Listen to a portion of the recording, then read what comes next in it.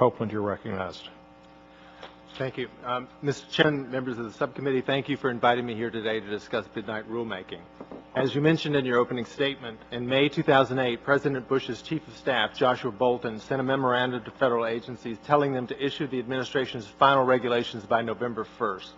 He said this deadline was being established to avoid the tendency of issuing midnight rules just before a president leaves office. Data from GAO and from OMB indicate that while the level of regulatory activity increased significantly in the final months of the Bush administration, most of those rules were published early enough so that they had taken effect by the time President Obama took office on January 20th. This includes the 4 rules that Mr. Kennedy mentioned in his testimony, the RESPA rule that Mr. Watt mentioned, the H-2A rule that Ms. Reinhart mentioned.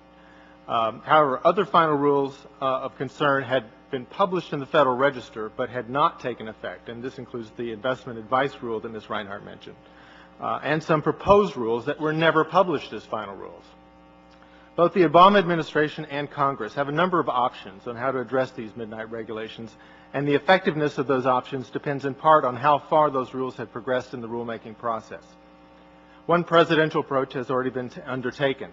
As has been mentioned, on the afternoon that President Obama took office, White House Chief of Staff Rahm Emanuel issued a memorandum to federal agencies telling them to, 1, not send new rules to the Federal Register, 2, to withdraw any rules that had been sent but that had not been published, and 3, consider extending for 60 days the effective dates of rules that had been published but that had not taken effect. This memorandum continued a long tradition of regulatory moratoria at the start of a presidency. However, the Emanuel Memorandum does not address any of the controversial midnight regulations that have already taken effect.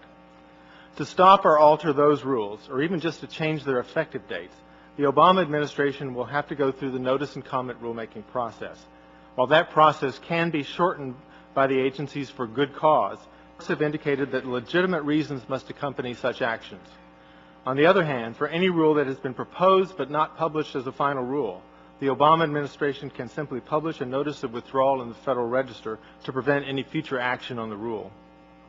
Congress also has several options to stop midnight rules.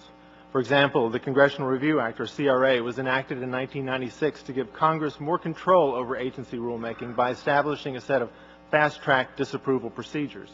However, because any president is likely to veto CRA resolutions disapproving one of his own agency's rules, the Act has been used only once in the last 13 years.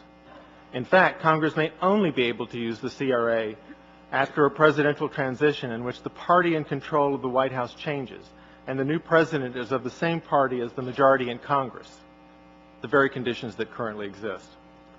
Under the CRA's carryover provisions, any final rule that was issued by the Bush administration after May 15, 2008 can now be the subject of a resolution of disapproval.